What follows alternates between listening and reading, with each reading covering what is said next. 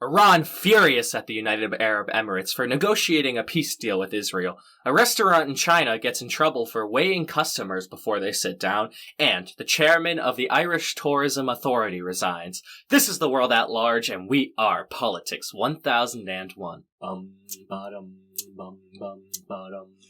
Politics 1001. The world at large. Thank you for tuning into The World at Large, brought to you by Politics 1001. Before we begin, just a quick reminder to give us a follow, share this with a friend, and leave a review. Please enjoy this episode of The World at Large. Alright, folks, welcome to another episode of The World at Large, my favorite podcast on the internet. It is one of the best, I've got to say. Today, Josh is sitting down to tell me about Iran and the UAE and the peace deal that's going on, so without further ado, Josh, enlighten us. Yes, so a peace deal has been signed in the Middle East. This is one of the most historical arrangements of probably the 21st century, debatably, because this is the first time since 1994 that an Arab country has recognized the state of Israel as a legitimate nation. They acknowledge their existence. Whoa. It might seem small, like, oh, you acknowledged Israel exists. Wow. But this is actually huge. I mean, the Arab coalition that formed against Israel since independence, as a means of almost countering Zionism and countering the existence of Israel and advocating for the Palestinian rights, as the Arabs put it, is something that has existed for so long. And you start to see these Arab countries almost not necessarily abandon the Palestinian cause, but become more pro-Israeli. And there's a lot of reasons for that, right? But the main one, of course, is not because they necessarily, again, want to just ditch the Palestinian cause, but it's more of, we need to ally with Israel in their technology, in their science, in their powerful military, and their ties with the U.S. Against the Iranian mullahs. And because Iran has obviously been asserting its influence a lot more in the Middle East, they have proxy armies like the Houthis in Yemen, the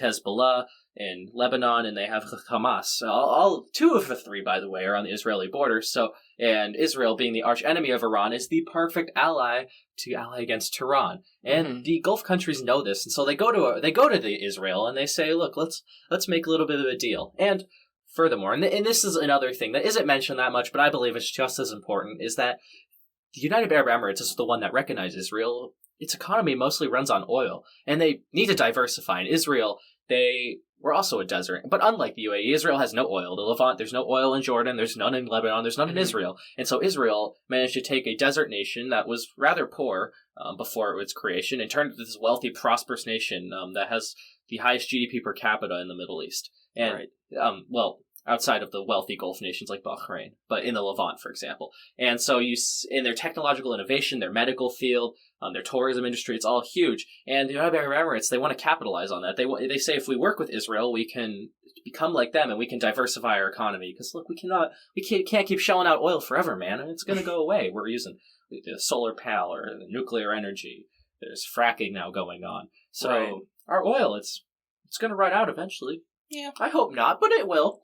And as the United Arab Emirates, we got to make sure we do this. So, Crown Prince Mohammed bin Zayed Al Nahyan of the United Arab Emirates had a little talk with Benjamin Netanyahu, Prime Minister of Israel, which was kind of overseen by President Trump in the United States, and the United Arab Emirates agreed to recognize Israel as a country in return for Israel pledging to not annex the West Bank. Now, does this mean that much?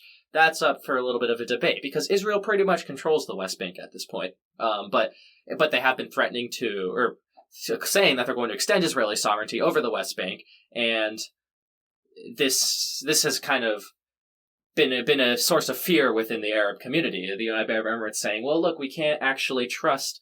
We don't want Israel to do this because this is Palestinian land. So how can we just let Israel get away with this? So the UAE used the West Bank annexation as a way to ally with Israel and recognize them. And so this is not uncommon. This has been going on for years at this point. Ever since Iran started to get funded a lot and they started to really become a regional power, the UAE is threatened by them. And so they turned to Israel again. So Iran is absolutely furious at the UAE for signing this peace deal with Israel. Again, Iran is the arch enemy of Israel. They do not like when Arab countries recognize their enemy. How dare you say Israel exists? The nerve. So this deal is obviously, like I said, angering Iran. In fact, the Iranian Revolutionary Guard, which is kind of like the U.S. version of the Marines, the elite unit in Iran, it has threatened the IRG, the UAE, with a quote-unquote dangerous future due to them agreeing to a talk with Israel. So they're threatening the United Arab Emirates. They said that they're abandoning the Palestinian cause. You don't care about them anymore. You're talking to these evil Zionists, as the president of Iran said. And this has, really shown that the UAE, that they're willing to go through with this, because they knew what the reaction of Iran would be. So the fact that the UAE is willing to go through with this shows how much they do not like Iran. And it's likely that other countries are going to follow in the path of the UAE. Saudi Arabia, Bahrain, all warming up to Israel. Oman, deal in the making. So all of this stuff is what you're seeing. And tensions between Iran and Israel have been increasing exponentially for a while now, with the Israeli army carrying out bombing raids in southern Syria to deter Iranian influence. There's bases around the southern part of the country, and Israel has no fear about taking those out, because Syria is on the Israeli border. And although Bashar al-Assad, the president of Syria, is but a puppet of Iran, Israel does all it can to deter direct threats from the country. And so, just to reiterate my point, Mohammad Javad Zarif, the foreign minister of Iran, called this betrayal to the Arab world and all Muslims within it. So you are being very bad, UAE, by recognizing them. And Turkey's kind of jumped on this train also, siding with Iran against Israel, because Erdogan of Turkey also does not like the Jewish state either. Right. So it's a little bit of a coalition forming with Israel or against it. It's kind of hard to tell right now, but most political analysis... analysts of the Middle East do believe, and they tend to agree, that most of these countries are going to start recognizing, most of the Gulf states are going to start recognizing Israel, whether that's for strategic purposes or to diversify their economy. Nevertheless, Israel being recognized, something that's going to happen. And tourism between the UAE and Israel is expected to open up in the next month. A lot of Israeli citizens are really excited because they can visit Dubai. Right. Because they want to do that. Yeah. Nice cars, nice buildings. Yeah. Oil. This seems like a case of the enemy of my enemy is my friend. That is pretty much what's going on here, yes. Cool. So, that is very interesting. This deal, again, is huge, but for now, we're going to see how it plays out. Will Iran actually act on this threat to the UAE? Who knows? Maybe in their proxy wars, especially in Yemen. Yeah. So, anyways, we're going to move on to China now. This story's a little bit more funny, but I thought I'd throw it in because why not? So, a restaurant in China, in the Chinese city of Changsha, has apologized for weighing its customers before they enter. They were weighing their customers? They were weighing their customers. Wow. So, we'll get into why in a minute, but what was happening is before sitting down, there were two giant scales in front of these restaurants, and they would make every customer weigh themselves. And then the restaurant would recommend how much what you should eat. So, if you're putting on the kind of like Weight Watchers. Yeah. Except it's a restaurant. So if you are a little bit on the more heavy side, they would say, don't order as much food. You don't need it. You don't need it. Or maybe you should try this nice bok choy green bean dish instead of this pork and heavy fat dish. Judging is just, we're just trying to help you. And so naturally, some people were a little bit offended by this, with the restaurant telling them what they can and can't order. In fact, this restaurant went viral on Weibo, which is the most popular social media app in China, with over 300 million views, in which citizens across the nation expressed their outrage with this restaurant. How dare you call customers fat? How dare you call them skinny? Let the people eat what they want. But the reason the restaurant was doing this originally is because of the campaign launched by Chinese President Xi Jinping last week to stop wasting food. So Jinping called the amount of wasted food a, quote, shocking and distressing, quote, act. And he's asked the citizens of China to be more conscientious about the type of food that they're consuming. He's saying that the Chinese people are wasteful, they are not respecting, they're not valuing how much food they have. Right. Because some people in the world don't have as much food. In China, for example, our people used to be impoverished, and now that we're doing much better, you're just going to rub it in the face of our ancestors. How dare you? How dare you? And so this restaurant's like, wait, I was just doing what Mr. Jinping asked. I was just being a conscientious restaurant owner. So they apologized profusely, and in a statement they said specifically, our original intentions were to advocate stopping waste and ordering food in a healthy way. We never forced customers to weigh themselves. So they're saying, so they're saying, I mean, we weren't trying to offend people. We weren't trying to force people to reveal their weight to everyone around them. We were just trying to stop the wasteful food incentive. And if you're putting on a little bit more weight, you don't need to eat as much. I'm sorry, you don't. And that's what the restaurant was saying. But this, again, was very offensive to a lot of Chinese people. You don't comment on that type of stuff. It's just rude, man. Yeah. And so, in a restaurant, I should be able to order what I want. I don't need to be reminded about my weight. Yeah, and that's what a lot of people were thinking. Exactly. Yeah. And so the Chinese government has also threatened to shut down any social media accounts that promote excessive eating. So, those YouTubers that are like, I'm going to eat as much as I can. Oh, yeah. That is excessive and disgusting, according to the Chinese government. How dare you eat food that you do not need to consume? I follow a few food Instagram pages. I'd be disappointed if they got rid of it. Yeah, well, let me tell you, most citizens of China do not, because the government does not let them. All right, well. Yeah. That is a reality of a Chinese citizen. But at least they have Weibo. At least they have the Weibo. Indeed. That was very smart and original. I'm surprised TikTok isn't the most popular. Well, it'd be how it be sometimes. Oh, well. Anyways, good for Weibo. We're going to move on a little bit east of China to Japan. Ooh. So it is the 75th anniversary of Japan's surrender in World War II. And Emperor Naruhito, the current constitutional monarch of the empire, has apologized for the once massive and brutal crimes of the Japanese soldiers. So Japan in World War II had this little thing where they would go into a country, take all their resources, imprison most of the local population, rape the woman, kind of generally be very unpleasant people to the locals. Right. And they did this in China, they did this in Indonesia, Papua New Guinea, Southeastern Asian countries. They just weren't very nice. They thought they were the supreme race, similar to what Hitler thought with the Aryan race. Yep. And so that is what that is what was happening. So Emperor Naruhito, he said specifically in a quote in the ceremony that was happening for this anniversary, reflecting on our past and bearing in mind the feelings of deep remorse, I earnestly hope that the ravages of war will never be repeated. And so good job, Naruhito, acknowledging the crimes, moving on with life. Yeah. Because Naruhito, he knows what his grandfather did. He knows he was not a very nice man. But Naruhito has worked hard to restore the reputation of Japan. So, Japan also has a prime minister. And interestingly enough, the mainstream media was quick to point out that Prime Minister Shinzo Abe never commented on the war crimes of Japan. Instead, his speech revolved more around the sacrifices of the Japanese Imperial Army. And it also his speech mainly focused around so these troops that died in all these major battles. He talked about the bombs being dropped on Japan from the U.S.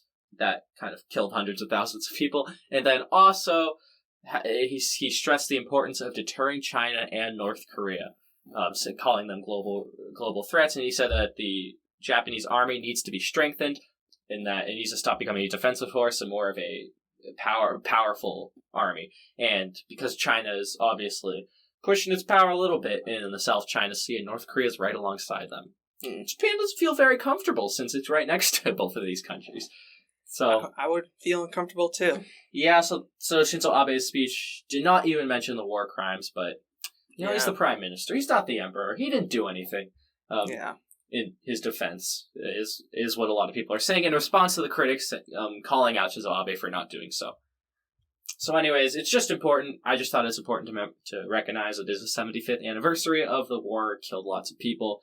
And a lot of people forget the Japanese side of the war. So don't forget that part. Hitler was bad, but Japan was not a very nice guy either. So anyways. Well, I would say happy anniversary, but that would feel inappropriate, I guess. So we're going to move on now, before you make anything inappropriate out of the situation. We're going to move on to Uganda. So, Uganda has a nice runner, a very skinny dude, called Joshua Cheptegei, and he has broken the record for the 5,000-meter run, coming in with a time of 12 minutes and 35 seconds, beating the former record that was 12 minutes and 37 seconds. 2 seconds. Seems small, but it's a lot. Yes. Because it's hard to get every one of those seconds in. And so this was done in Monaco, and for most of the race, Cheptegei was extremely close with Stuart McSwine from Australia. They were neck and neck, but he lagged behind him until the third lap. A lot of people were saying that he was trying to conserve his energy, and then he just sprinted ahead for the last stretch of the race. I don't know. I'm not a running expert, but it's always cool to mention when world records are broken. He won, in fact, $20,000 US. You get that for winning, but then he also earned another $50,000 on top of that because he broke a world record. Nice. So Mr. Cheptegei, he probably gets taxed a lot. A little bit loaded now. Yeah, probably taxed a lot. This was in Monaco, which is a little country in southern France, very wealthy, has the most millionaires per capita. Wow. Which is cool. Fun fact. Thank you. It is. You're welcome. What am I going to do with it now, though? I don't know. You can go on Jeopardy. Hey, you never know. You never know. You're right. I want to go to Monaco. Anyways, yeah, that's happening. Good job, Cheptegei. You broke the world record. Happy World Record Day. So I don't know. Anyways, I thought it was cool to mention. Anyways, we're going to move on to our last story, a little bit more serious. Michael Colley, the chairman of Ireland's tourism authority, or should I say the former chairman, has resigned from his post after his personal trip to Italy was uncovered. So, he took a trip to Italy. What's so bad about that? Well, let me tell you, Ian. It was very bad. Because, as the chairman of the tourism authority, he's supposed to set an example for the people of Ireland, and he launched an initiative called No Place Like Home, in which he encouraged the Irish citizens to travel within their country domestically and not leave the country. However, he decided to go on vacation to Italy. Hypocrisy. Hypocrite. So, yeah, he resigned. He was a little bit embarrassed because, again, he defied his own orders, and he said in a resignation statement, I fully support the government's policy on tourism, and I will continue to help the industry emerge from its current difficulties. It has been a privilege to serve as the chair of Fáilte Ireland and have contributed to the massive growth with which Irish tourism has enjoyed prior to this global pandemic. So he's not wrong. I mean, Irish tourism is hurting a lot, right. But this resignation comes as a little bit of a shock because we did not think he was taking a trip to Italy. He tried to cover this up with some local Irish newspaper. I cannot remember the name for the life of me, but it revealed it. He just revealed this to the public, and everyone was like, oh my god, Colley, you evil man, how dare you tell us to stay home? I wanted to go to Rome, and you thought you could just go instead and get away with it. No way. Resign. And he's like, I just wanted to go to Rome. He just wanted to go to Rome. He just wanted to go to Italy. Wow. But that was pretty hypocritical of him. Yeah. So. Well, you know what he should do when he's on the plane ride to Italy or wherever his adventures take him? Can I take a guess? You can take a guess. Go for it. I think he should download The World at Large and listen to it. Oh. And if you guys didn't know, The World at Large is what you're listening to right now. Yeah. So, because that is our last story, I'm going to tell you you should also download our episodes in the future and continue to keep up because we cover world news from all over this beautiful, beautiful planet. Yes. So, if you enjoyed this episode, because that, again, is our last story, please feel free to subscribe. Leave a stellar review of us. And, of course, like I always say, you don't want to just leave a review of 5 stars, because 5 stars is great, but that's only half the story. You got to actually tell the story, not just hint at it. So leave us a nice comment, make Ian's day, because he loves when you leave those nice comments. Yep. And yeah, definitely share this with other people. Again, download it. Yeah. Listen all the way through. Share with your family, your friends. Yeah, whatever makes you feel comfortable. Yep. We've been growing good, and we appreciate all this support, so keep it coming. We do, and if you're listening to this on Apple Podcasts or Spotify, please feel free to follow us on Instagram at Politics1001 if you were not doing that originally. But with that, we are going to wrap it up. We are Politics1001, and this is The World at Large. Goodbye.